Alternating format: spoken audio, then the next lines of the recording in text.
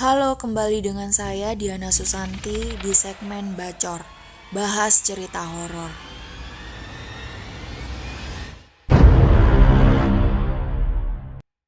Cerita ini berdasarkan kisah nyata teman kita yang di Twitter, nama akunnya @riannurfajri, yang berjudul Tambang Ilegal Bekas Koloni Belanda. Cerita ini bukan gue yang ngalamin, tapi sepupu gue yang pernah bekerja di tambang bekas koloni Belanda. Tempat dan saksi gue sensor ya, untuk kebaikan bersama. Mohon pengertiannya untuk tidak menjudge atau apapun.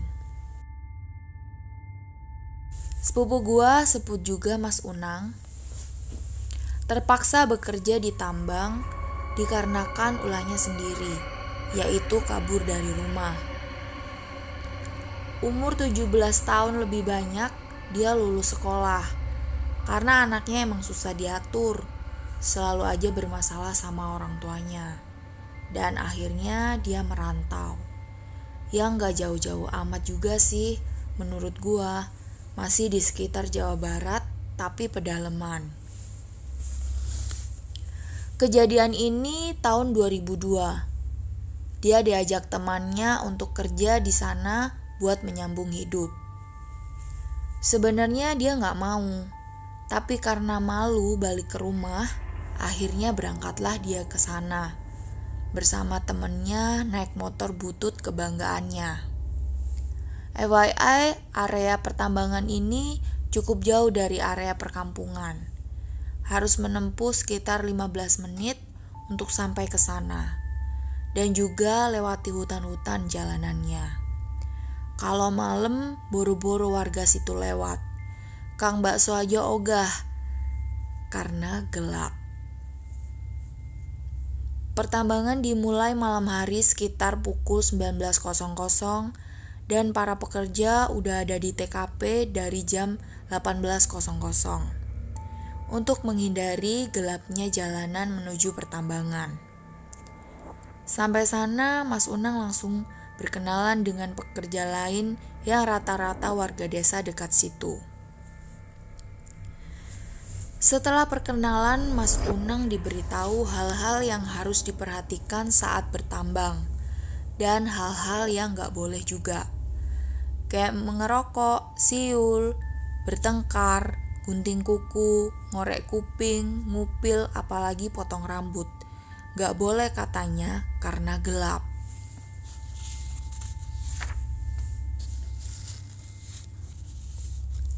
Di sekitar tambang juga ada tenda yang dibangun pekerja untuk sekedar beristirahat dan ngopi sambil ngobrol.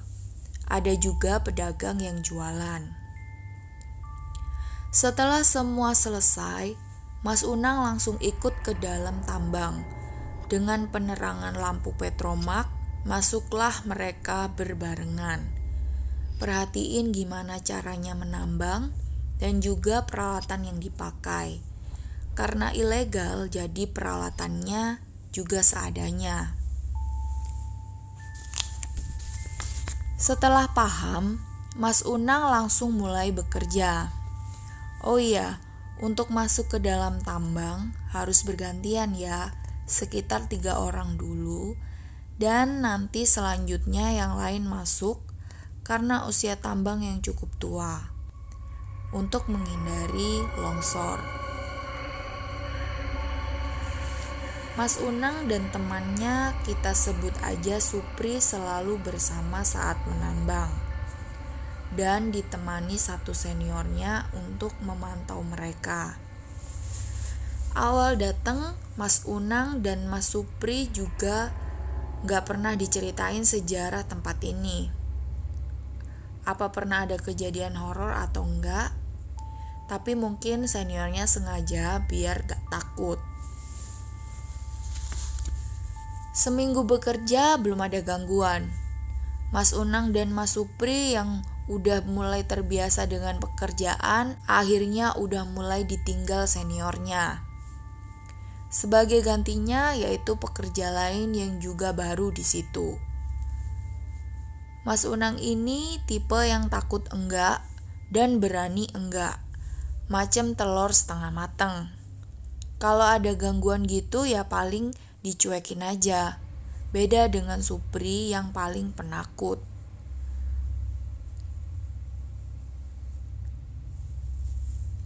Nah, Mas Supri inilah yang pertama digangguin mereka. Mas Unang gak inget jam berapa waktu itu, tapi dia dan Mas Supri lagi kerja di dalam tambang ke bagian yang pertama sampai jam 12 malam. Dan satu lagi pekerja lain. Pada saat Mas Supri lagi ngetok-ngetokin batu, dia dengar suara laki-laki ketawa, tapi pelan.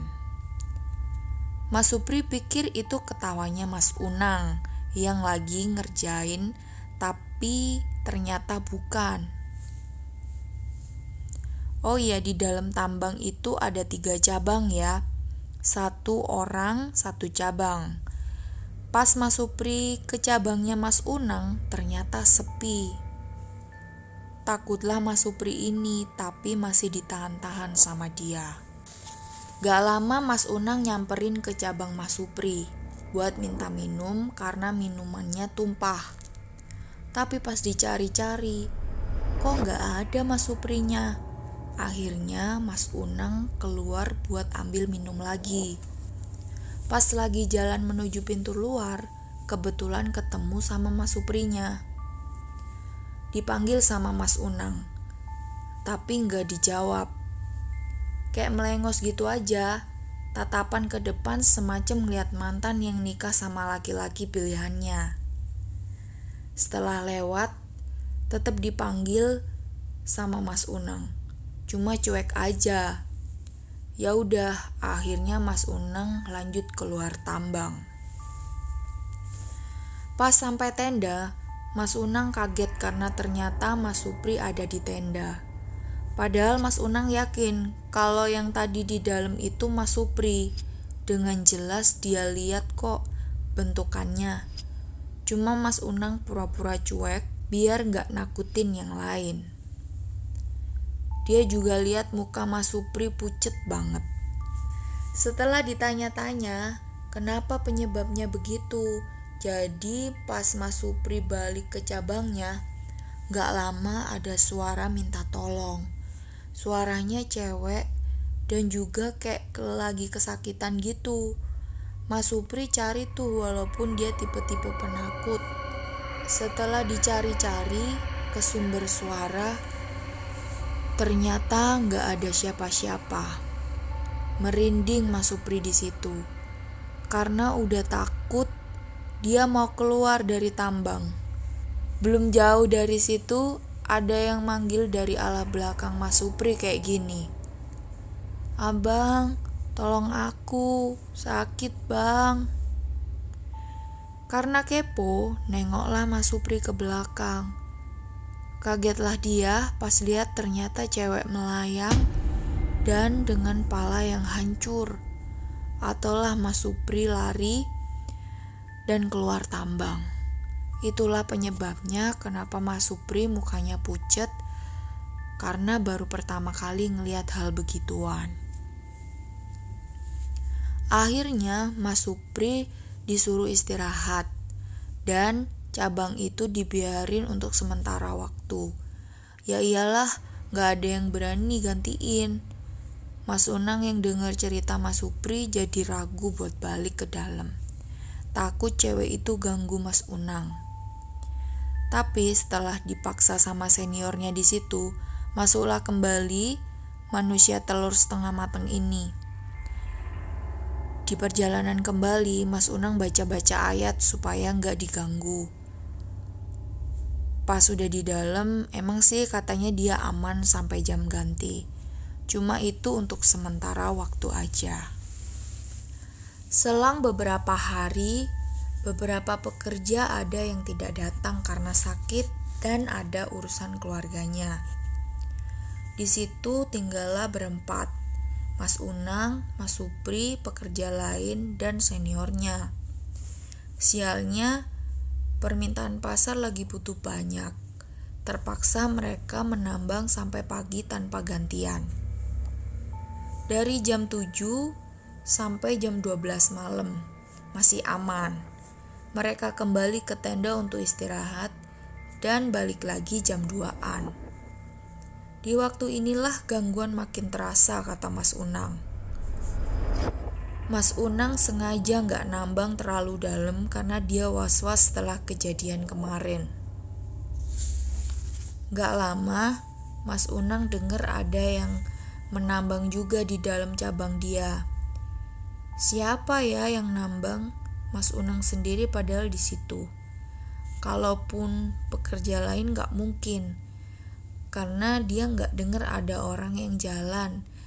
Sekalipun ada, pasti ngajak ngobrol dulu. Mas Unang cuekin aja karena dia gak mau diomelin seniornya. Gak lama suara itu hilang, tapi berganti jadi tangisan suara cewek. Pikiran Mas Anang udah ngelantur kemana-mana. Dia jadi keinget kejadian dialami sama Mas Supri kemarin.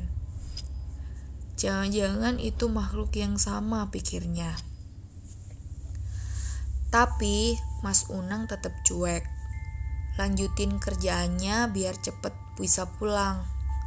Setelah mengalami hal seperti itu, Mas Unang berniat bertanya ke warga di desa tempat dia mengontrak sama Mas Supri. Kejadian apa sih yang sebenarnya terjadi di tambang itu? Mas Unang punya prinsip, selama kita sopan di daerah asing, mereka pun juga akan sopan ke kita. Cuma emang merekanya doyan ganggu mah ya ganggu aja kan. Apalagi lu udah dikutuk sama emak lu sendiri. Lanjut. Jam udah menunjukkan pukul 4 subuh. Ayam udah saling adu bacot. Mas Unang merasa hawa di situ udah beda. Seperti ada kehadiran mereka. Bener aja, alat yang biasa dipakai untuk ngancurin batu tiba-tiba terpental kayak ada yang narik ke ujung cabang. Mas Unang kaget, heran kenapa bisa mental sangat jauh. Jalan pun bukan turunan dan datar. Mau tak mau Mas Unang harus ambil alat itu ke sana. Sebenarnya ini tindakan yang nekat, karena salah satu larangan kerja di situ yaitu masuk terlalu dalam ke cabang. Akhirnya Mas Unang ngajak Mas Supri untuk ke dalam cabang. Tapi mereka berdua ragu, takut terjadi apa-apa. "Nang, lu yakin mau masuk?" tanya Mas Supri. "Yakinlah, daripada kena maki kita nanti." "Ya udahlah, lu depanan dong." "Ya elah, mau depan belakang apa bedanya?" Setelah perdebatan, masuklah dua orang ini ke dalam. Mas Unang di depan dan Mas Supri di belakang. Bermodalkan lampu petromak, mereka pelan-pelan jalan menyusuri cabang. Kata Mas Unang, selama jalan itu hawa berubah-ubah dari dingin ke panas, lalu ke dingin lagi. Setengah perjalanan udah mulai terdengar suara tangisan perempuan. Feeling Mas Unang pasti telah terjadi sesuatu di sini yang buat arwahnya jadi gak tenang. Suara itu berasal dari dalam cabang. Mereka sempat berhenti karena takut. Tapi Mas Unang yakini Mas Supri kalau gak akan terjadi sesuatu. Suara tangisannya udah hilang. Alat itu juga belum ketemu. Makin dalam mereka masuk, Mas Supri udah gemeter dan keringetan karena udah saking takutnya. Tiba-tiba Mas Unang berhenti. Mas Supri tanya, "Kenapa gak lanjut?" Jadi Mas Unang dengan jelas ngelihat sosok laki-laki sedang berjalan ke arahnya. Dan bentuknya itu sangat menyeramkan. Jalannya gontai dengan kondisi usus terurai, mukanya hancur sehancur-hancurnya, dan matanya merah menyala. Terpaku gak bisa apa-apa Mas Unang di situ. Mas Supri yang belum sadar dengan ada sosoknya itu masih mencoba bertanya ke Mas Unang, ada apa di depan? Akhirnya Mas Supri melihat ke depan dan langsung pingsan saat itu juga. Sosok itu langsung berbelok setelah dekat dengan Mas Unang. Mas Supri udah tergeletak di tanah. Mas Unang tahu kalau Mas Supri pingsan, tapi dia juga lagi ketakutan sampai gak bisa bergerak. Untungnya Mas Unang kuat nahan takutnya dan tidak ikut pingsan juga. Setelah sosok itu hilang, Mas Unang nyoba bangunin Mas Supri tapi gagal. Akhirnya Mas Unang lanjutin jalan nyari alat itu. Dan Mas Supri ditinggal sementara supaya bisa cepet-cepet keluar dari tambang. Hawa makin dingin, bikin suasana mencekam. Mas Unang udah hampir sampai ke ujung cabang, tapi kata dia alatnya gak ketemu. What? Mas Unang heran, kok bisa gak ada? Karena khawatir dengan kondisi Mas Supri yang udah terbujur di tanah, dia akhirnya balik lagi buat jemput Mas Supri dan dibawa ke tenda untuk disadarkan. Sampai di tenda, seniornya kaget karena ngeliat keadaan Mas Supri. Sebenarnya seniornya sok kaget karena dia udah tahu ada yang gak beres di cabang itu, cuma diem aja. Mas Unang langsung ambil minyak kayu putih biar siuman. Tapi Mas Supri juga gak kunjung siuman. Sembari menunggu Mas Supri siuman, Mas Unang nanya-nanya ke seniornya, apa yang sebenarnya terjadi sama tambang ini dan kenapa sampai ditinggalkan. Awalnya seniornya gak mau cerita, tapi ujungnya dia ceritain juga. Jadi, gue lupa tahun berapa kata Mas Unang tambang ini sudah dibuka sama tentara Belanda. Kalian pasti tahu sejarah gimana kejamnya kerja Rodi waktu itu kan? Ini kisah kelamnya yang mungkin gak banyak orang tahu, kata seniornya. Saking kejamnya, rakyat kita gak boleh istirahat 1 menit pun waktu itu. Ada suara cewek nangis kan? Iya Kang, itu kenapa ya? Cewek itu dulu korban kerja Rodi juga. Dia mau diperkosa sama tentara Belanda, tapi melawan. Jadi cewek itu diikat di ujung cabang, lalu 1 meter dari tempatnya dipasang bahan peledak dan akhirnya tertimbun. Mas Unang langsung diem gak bisa jawab apa-apa. Kejem banget sumpah. Seniornya juga tahu kok kalau banyak gangguan di dalam tambang, cuma dia udah terbiasa. Dan juga karena tuntutan hidup terpaksa harus berani. Nah, sosok yang ususnya terurai itu sih gak ada hubungannya sama Belanda. Sosok itu korban perampokan yang dibunuh di sekitaran tambang siang hari. Karena yang kerja di tambang itu malam hari, jadi kalau siang sepi banget. Lu baru lihat sosok 2 itu doang kan? Mas Unang heran kok seniornya bisa tahu, padahal dia belum cerita apa yang dilihatnya di dalam. Nanti akan ada sosok lain juga, jadi lu harus waspada ya. Ini senior bukannya bikin berani malah bikin takut. Mas Unang sampai kepikiran coy, mau mandi kepikiran, mau boker kepikiran, mau makan kepikiran, bengong pun kepikiran. Waktu udah pagi, Mas Supri belum siuman juga, dan 1 pekerjaan yang lain baru keluar dari tambang. Mungkin karena udah terbiasa jadi berani aja dia sendirian di dalam situ. 1,5 jam kemudian Mas Supri siuman. Akhirnya Mas Supri siuman juga. Sebenarnya yang cerita tentang Belanda itu panjang, tapi gue males dan juga lupa-lupa inget. Jadi ya yang penting-penting aja lah ya. Mas Supri gak mau kerja dulu setelah kejadian itu. 3 hari dia izin untuk menenangkan diri di kontrakan. Jadi Mas Unang kerja sendirian ya. Sebenarnya hari pertama Mas Unang kerja sendiri itu dia dapet gangguan di tambang. Cuma menurut gua gak terlalu serem. Ini cerita lainnya di luar tambang ya. Kejadiannya di jalan menuju daerah pertambangan yang gelap dan juga banyak pohon-pohon tinggi.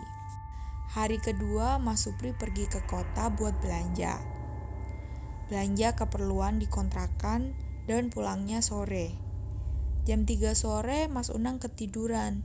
Ini kesalahan fatal karena jam 6 udah harus ditambang semua. Mas Unang baru bangun jam 7 malam. Kaget lihat jam, dia langsung buru-buru menuju tambang.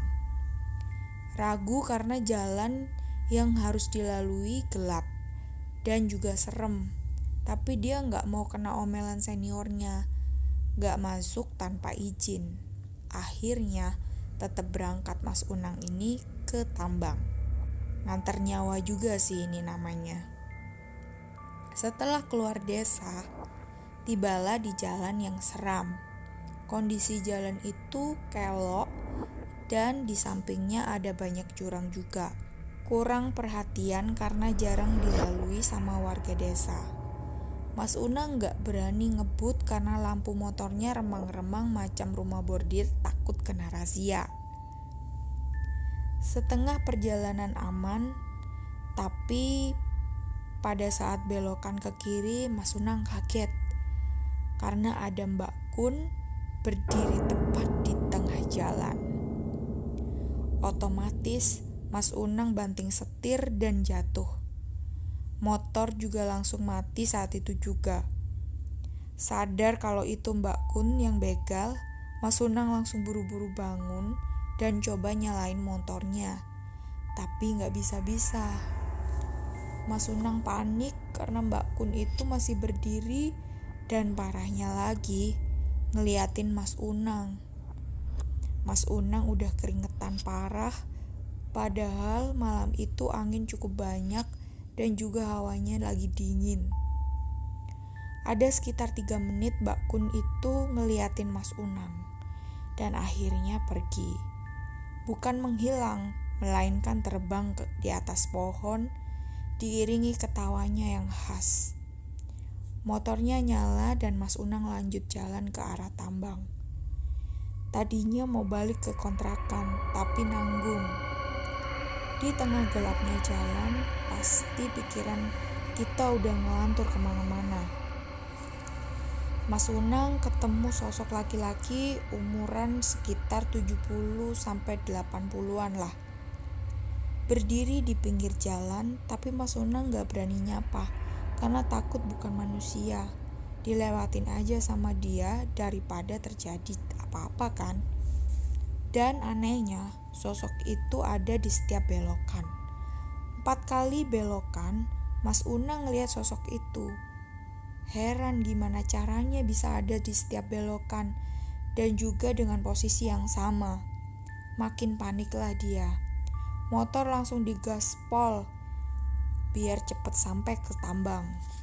15 menit terasa 1 jam, kata Mas Unang pada saat ngelewati hutan itu. Gelap dan juga dia ngerasa ada sesuatu yang lagi ngawasin dia. Kita semua pasti ngerasa ngeh kalau diperhatiin walaupun kita gak lihat langsung ya. Yaitu yang dirasain Mas Unang. Oh iya, sosok kakek-kakek itu gambarannya kayak pakai jubah panjang, jenggotnya juga panjang, dan lagi pegang tongkat. Hampir sedikit lagi sampai tambang. Tiba-tiba motor Mas Unang mati alias mogok. Auto panik lah Mas Unang. Motor dihidupin sama Mas Unang tapi gak nyala-nyala. Starter juga sama, malah soak akinya. Karena gak nyala juga tuh motor, akhirnya didorong sama Mas Unang daripada lama-lama di situ juga kan. Saat lagi dorong motornya, sosok kakek itu nongol lagi dan sekarang tepat di depan Mas Unang. Tapi tetap di pinggir jalan dengan posisi lagi ngeliatin Mas Unang. Salting kan lu diliatin kakek-kakek. Mas Unang sadar kalau diliatin, tapi dia gak berani liatin balik. Hanya sesekali lirik buat mastiin masih ada atau enggak kakek-kakek itu. Dan ternyata masih. Jarak Mas Unang dan sosok itu makin dekat, sekitar 1 meter, dan di situ Mas Unang bisa dengan jelas lihat mukanya. Sebelumnya hanya sekilas aja ya. Matanya putih, keriput, rambut dan jenggotnya putih juga, jubah lusuh kayak udah lama gak pernah ganti. Gemeteran Mas Unang ngeliatnya. Saat udah hampir bersampingan dengan sosok itu, Mas Unang nengok ke sosok itu dan perlahan berubah jadi sosok yang serem. Kepalanya berubah jadi tengkorak, gak ada mata dan hidungnya. Kelihatan jelas giginya yang masih utuh dan ada 2 yang menjulur panjang ke bawah. Mas Unang pas nyeritain ini sampai gak kuat buat ngebayanginnya. Kata dia sosok ini lebih menakutkan dibanding yang diceritakan. Sejenak Mas Unang terdiam ngeliatnya. Dia langsung menutup mata dan buru-buru lanjut jalan dorong motornya. Gemeteran udah pasti, keringetan juga gara-gara dorong motor. Ditambah ngeliat begituan, bahkan katanya dia keabis lari. Keringetannya sampai basah bajunya. Sampailah dia di tambang.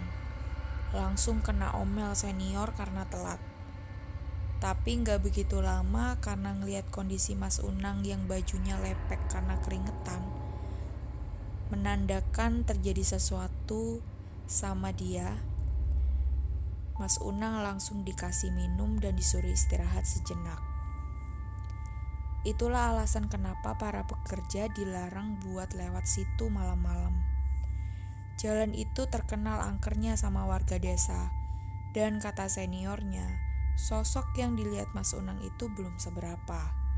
Masih ada yang lebih menakutkan dan aneh-aneh.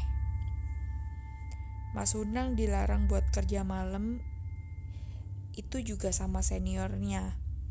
Dia gak mau nanti di dalam terjadi sesuatu. Malam itu Mas Unang cuma nunggu di tenda dan ngobrol aja sampai pagi. Sedikit trauma dia buat jalan malam lagi di area pertambangan. Seminggu setelah kejadian tersebut, Mas Unang sudah berangkat bareng lagi sama Mas Supri.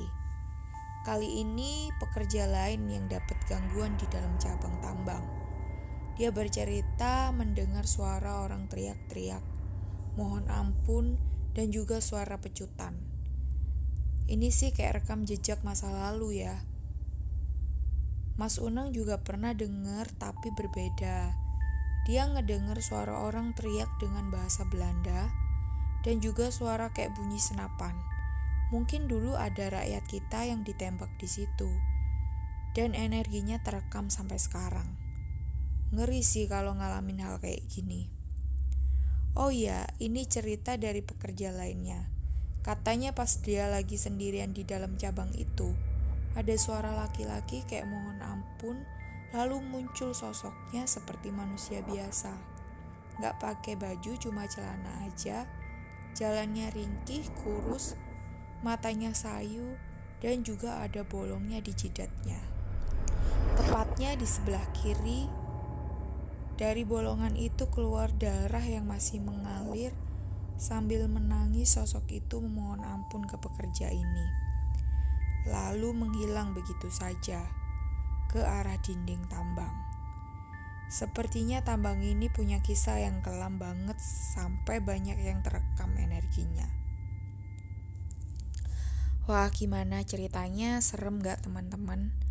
Dan itulah akhir dari cerita dari teman kita @Rianur Fajri. Mudah-mudahan bisa menemani teman-teman yang gabut, yang pengen dengerin cerita horor.